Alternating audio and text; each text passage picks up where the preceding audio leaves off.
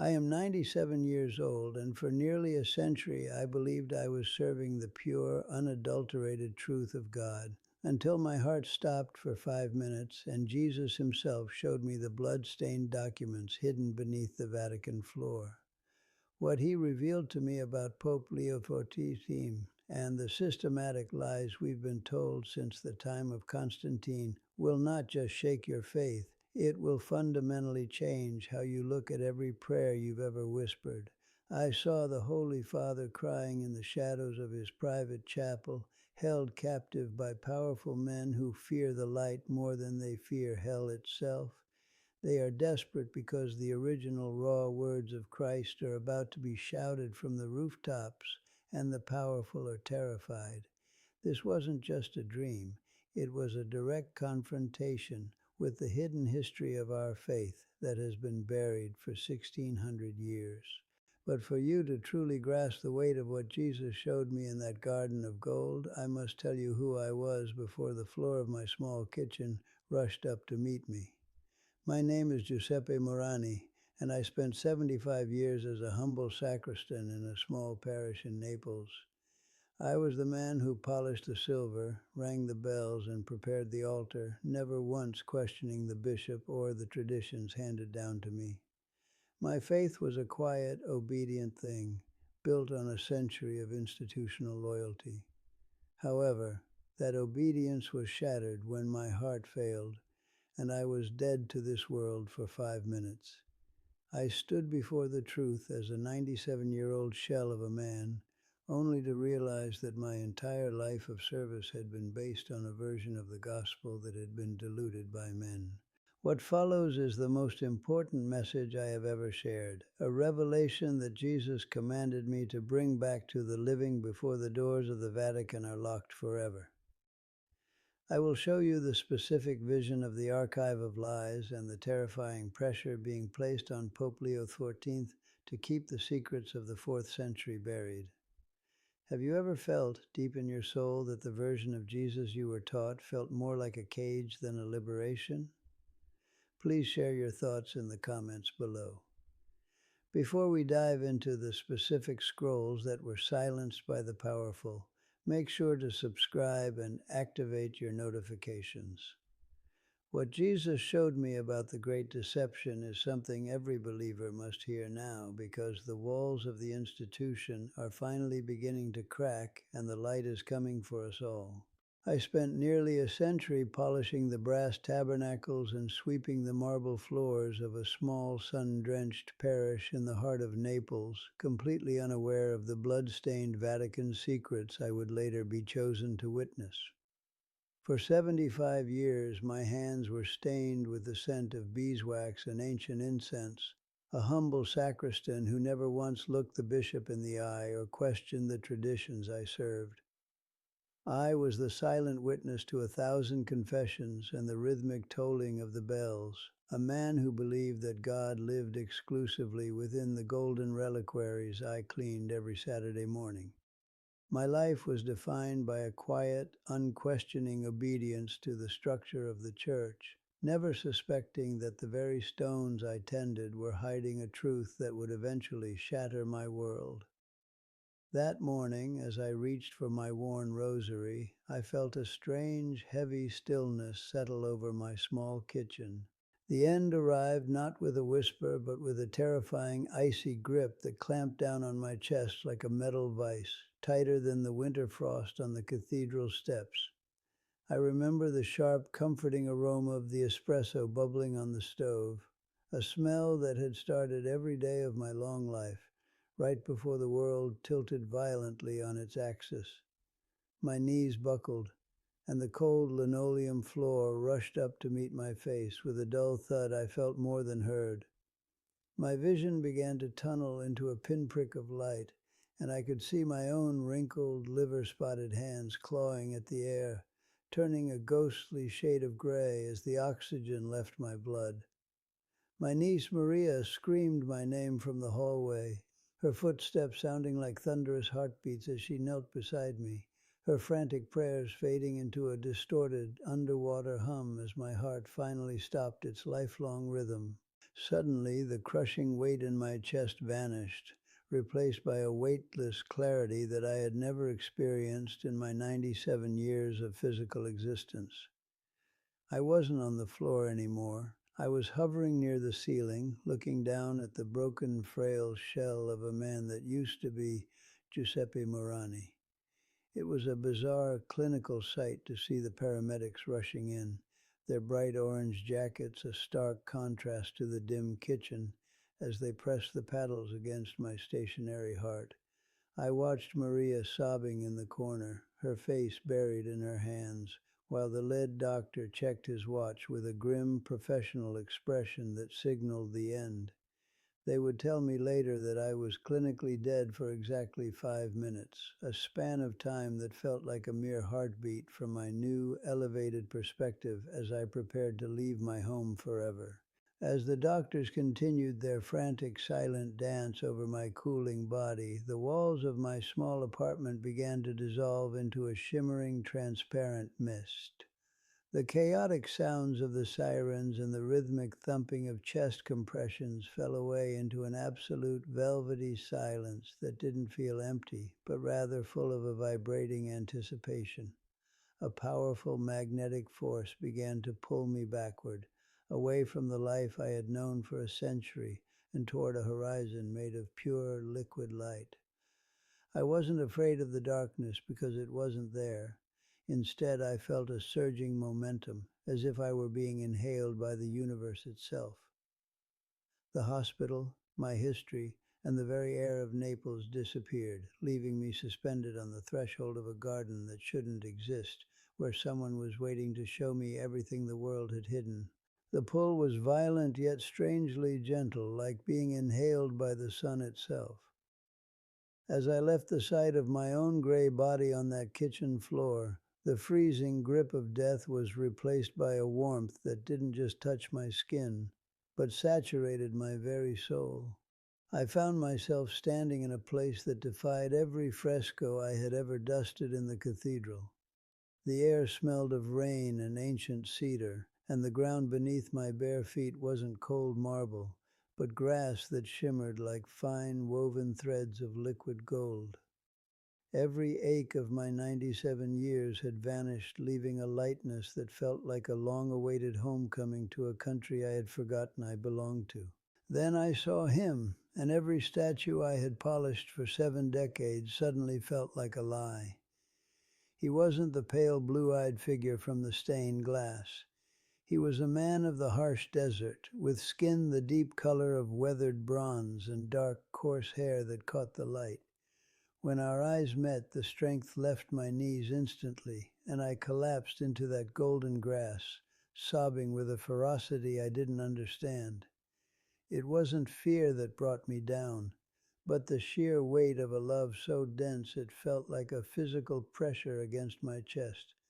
I couldn't speak or even look up, for his presence was like standing before a fire that only consumes what is false. He reached down and said my name, Giuseppe, in a voice that sounded like 1,000 rivers and a single whisper all at once. In that one word, he acknowledged every Saturday I spent cleaning the pews and every silent prayer I offered in the dark. But as he pulled me to my feet, his expression wasn't one of simple peace. He looked like a king who had returned to find his ambassadors had betrayed his trust. He told me he had something to show me, a truth buried so deep that it was suffocating the world. I felt a chill of anticipation as he turned toward a horizon of shifting shadows, preparing to reveal the archive of lies that would shatter everything I believed. Jesus took my hand, and the golden garden dissolved into a cold, damp darkness that smelled of centuries-old dust and rotting paper. We were standing in a subterranean labyrinth beneath the Vatican, where the air was heavy with the weight of unconfessed secrets. He pointed to a massive iron-bound chest of drawers tucked away in a corner where the light of the world never reaches. Suddenly, the walls became transparent, and I saw a vision of 4th-century scribes sitting at long wooden tables, their quills scratching frantically under the dim glow of oil lamps. They weren't just copying the word. They were surgically removing passages that spoke of the divine power residing within every common man, replacing them with mandates for total institutional submission.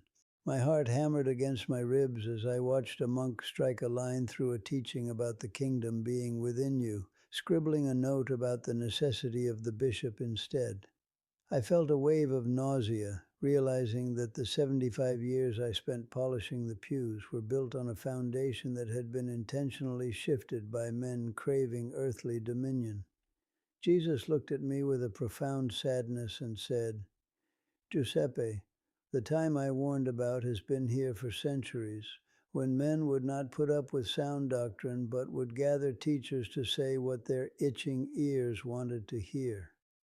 He was quoting the second letter to Timothy, but seeing the actual ink drying on those altered scrolls made the prophecy feel like a fresh wound. He then showed me a specific scroll, its edges charred by a fire that failed to consume it, which contained the original flame of his message. In this vision, I saw the early believers meeting in caves and homes, glowing with a direct, unfiltered connection to the Father that required no golden tithes or complex hierarchies to maintain. But as the scene shifted to the reign of Constantine, I saw the great swap happen in real time. The simple, liberating truth was being exchanged for a system of fear and political religion, designed to keep the Roman Empire stable rather than the human soul free. The stone I thought the church was built upon had been covered in thick layers of political concrete to bury the living spring underneath. As I processed these visions, the spiritual rot behind the historical actions became visible, like a dark mold spreading through the very stones of the Vatican. Jesus explained that the institution had become a cage designed to hoard God's grace rather than distribute it, convincing the faithful that the Spirit lived only in temples built by human hands. He told me that the God who made the world does not live in marble cathedrals, yet the powerful had spent 1,600 years convincing us otherwise. His guidance was sharp and immediate. Tell them to stop looking at the stone walls and start looking at the Spirit, for the structures of men are about to crack under the weight of their own lies. I stood there trembling in the middle of that spectral library, feeling the weight of my 97 years finally catching up to me in the presence of such overwhelming truth. I thought I had seen the worst of it, the betrayal of the gospel by the very men sworn to protect it. But Jesus gripped my shoulders and his gaze intensified. This was only the beginning, Giuseppe, he whispered, and the vision of the ancient library began to spin and transform into a modern, brightly lit office. What he showed me next, involving the current struggle of Pope Leo XIV and the wolves surrounding his very bed, was what truly made me fall to my knees in absolute terror for the future of the world. As the vision shifted from the ancient library to the present day, I saw Pope Leo XIV sitting alone in his private study, the weight of 1,000 secrets bowing his frail shoulders. He was staring at a modern file that held the translated copies of those same suppressed scrolls I had just seen, his hands trembling with a realization that could dismantle his entire world. Around him, the air seemed to thicken with the presence of 3 men in cardinal red, their faces obscured by a shadow that did not come from the lamps. They were not advisors, they were jailers, whispering threats about the survival of the church to bury the truth he so desperately wanted to release. It was a spiritual siege happening in the very heart of Rome, and I could feel the Pope's suffocating desire to be a martyr for the light rather than a slave to the institution. I turned to Jesus, my voice cracking with the weight of my 97 years, and I asked him why the men sworn to protect his name were the ones working hardest to keep his true voice silent. Jesus looked at the scene with a profound, piercing clarity that seemed to strip away the gold and marble until only the naked intentions of those men remained. He said to me, Giuseppe, they do not serve the living God. They serve the stone monuments they have raised to their own authority. He explained that these leaders fear a world where every believer has a direct, unfiltered connection to the Father, because in such a world, their titles and hierarchies become obsolete. His words were a direct echo of the warning that many would follow their own desires rather than sound doctrine, turning the gospel into a business of earthly power. The vision expanded until I could see the spiritual roots of this corruption, like black vines wrapping around the pillars of the Vatican and stretching out to every corner of the earth. I saw millions of faithful souls entering magnificent cathedrals, searching for the bread of life, but being fed only the cold stones of tradition and the heavy chains of institutional guilt.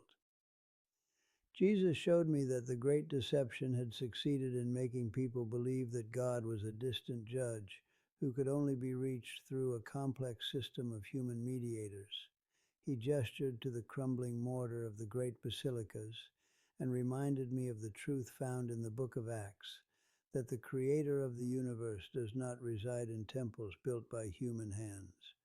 The true temple was being neglected while the powerful polished the exterior of a hollow tomb. Then came the most devastating revelation, a vision of the near future that made me want to shield my eyes and return to the darkness of death.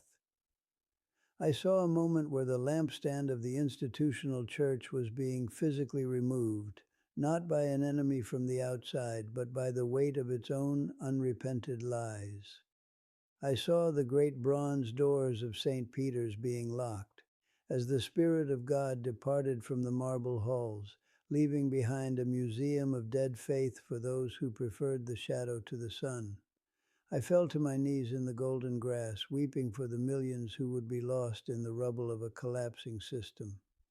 Jesus did not tell me to stop crying. Instead, he showed me that this destruction was the only way to free the original flame from its golden cage. Jesus reached down and gripped my shoulders with a strength that felt like it was knitting my 97-year-old bones back together, forcing me to look directly into his eyes of fire. He spoke with a command that shattered my despair, saying, "The secrets are the chains, Giuseppe, but the truth I am revealing is the key that belongs to the humble, not the powerful." He told me that the internal pressure on Pope Leo XIV is a sign that the old structures can no longer contain the new wine of the Spirit that is about to be poured out. I realized then that my century of life was not a burden, but a bridge, and that I was being sent back as a witness to the collapse of the great deception. His exact words were a promise that no amount of Vatican silencing could stop the light that was already breaking through. The visions of the modern Vatican and the weeping Pope began to dissolve into a blinding radiance as Jesus prepared to send me back to the cold kitchen floor in Naples. He gave me one final definitive word about the path ahead, stating that the time for choosing between the Christ of the Spirit and the Christ of the institution had officially arrived for every soul on earth. "Tell them that the walls are cracking so that the Spirit may finally breathe," he commanded, his voice echoing through the golden garden like the sound of a rushing wind. I felt a violent downward pull as the peace of his presence was replaced by the sudden searing pain of my physical heart being shocked back to life. I knew my mission was to tell the world that the structure is shaking and the true king is reclaiming his people. Jesus gripped my shoulders, his gaze a steady flame that demanded everything I had left. He told me, "Giuseppe, go back. Your century of life is the bridge that will carry this truth to the humble." I wept, begging to stay in that golden grass where the weight of 97 years had evaporated into the light. He smiled with a compassion that brooked no argument, whispering, "They must choose the Spirit over the institution before the lamps are removed." Suddenly the garden was ripped away, replaced by a violent, agonizing plunge into coldness. My chest exploded with searing heat as the paramedics shocked my heart, forcing the leaden air back into my lungs. Maria was there, gasping, "He's finally back." I'm speaking to you now because the silence of 16 centuries is finally being broken.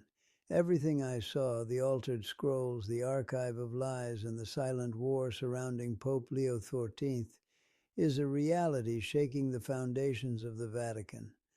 I spent 75 years polishing the brass of an institution designed to hoard grace.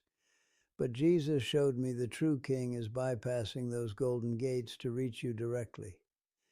This isn't just a story of a heart stopping. It is an urgent warning that the documents are real and the deception is crumbling.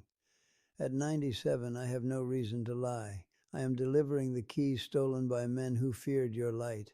If you have been sitting in the pews feeling a hollow ache, wondering why the God of the Bible feels distant from the God of the cathedral, this message is for you. Your confusion is not a lack of faith, but a response to the spiritual cage built around his words. Jesus told me the true temple is not made of marble, but of the spirit within you that they tried to edit out of history. Stop looking for the living God among dead stones and start listening to the original flame in your soul. The structure is shaking, so you can finally be free from the chains of political religion that have bound us for centuries. Pope Leo XIV needs your prayers for courage as he faces the lions in the dark. Please subscribe and activate your notifications to stay informed. And like this video if you believe the truth must be shouted from the rooftops. Comment below if you've ever felt the institution was hiding something, and share this with someone who needs to be free. The blood-stained documents are real, but the light is coming. The original words of Christ are finally coming home to you.